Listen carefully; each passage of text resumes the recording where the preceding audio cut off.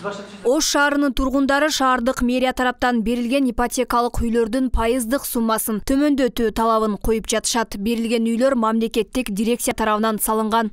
Биз максатыбыз ошол биз кымбат алып калганбыз. Ошол кымбат алып калган сумманы азыркы жаңы түшүп аткан үйлөрдүн суммасы менен теңеп берсин. Же болбосо дирекция тарабынан салынган үйдүн 4% кошумча акысын алып берсин. Бул ипотекалык негизде берилген үйлөрдүн баасы кымбат болуп, пандемия учурунда аны төлөө оорчулук жараткан. Баасынын жогору болгону менен сапаты талапка жооп бербейт дешет. Аны оңдоп түзөөгө бир топ каражатта жумшаганын кошумчалашат. Жердин тагынан өткөн канализациялар жер чөгүп кеткен, 15 күндүн биринде тазалабасак, бүт мусор көчөгө чыгат, эшиктин алдын каптайт.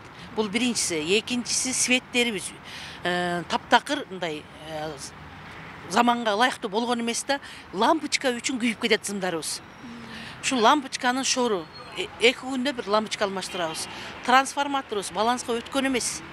Муну өзүбүздүн чөнтөгүбүздөн оңдотабыз. Анан эшиктерибиз консервадан эле коюлган, шарактап турат. Бизде балдар аянтчасы каралган эмес. Үйдөн чыгарыбыз менен эле балдар жолго жүгүрүп чыгышат. Кээде коркобуз ушу коопсуздугунан балдардын. Арка жагыбыздагы жок площадка детский, астыда дагы жок жол. Ушуга карабастан биз ушу үйдүн ипотекалык кредитти көп суммада төлөп атабыз.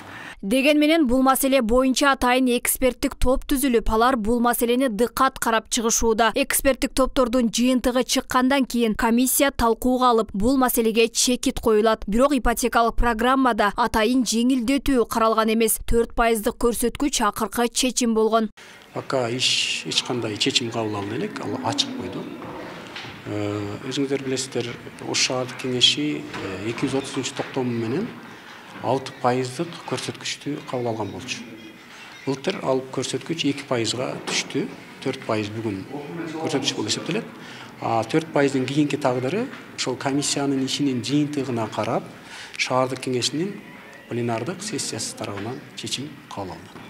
Бул ипотеканы жалпы 2016 жылы 402 жаран алган. Жергиликтүү бийлик 12 жылга 6% үстөк менен берген. Бирок жашоочулардын нааразычылыгынан улам 4%га түшүрүлгөн. Бул маселе шаардык кеңештин сессиясында 2 рет каралып чечилген эмес. Эскерте кетсек, ипотекалык шартта 1545 жаран кезекте турушат. Учурда Ош шаарында муниципалдык ипотекалык негизде берилчү 3-үчү үйдүн курулушу жүрүүдө. Алмагүл Эркебагызы, Бекмамат Султанов, 7 канал, Ош.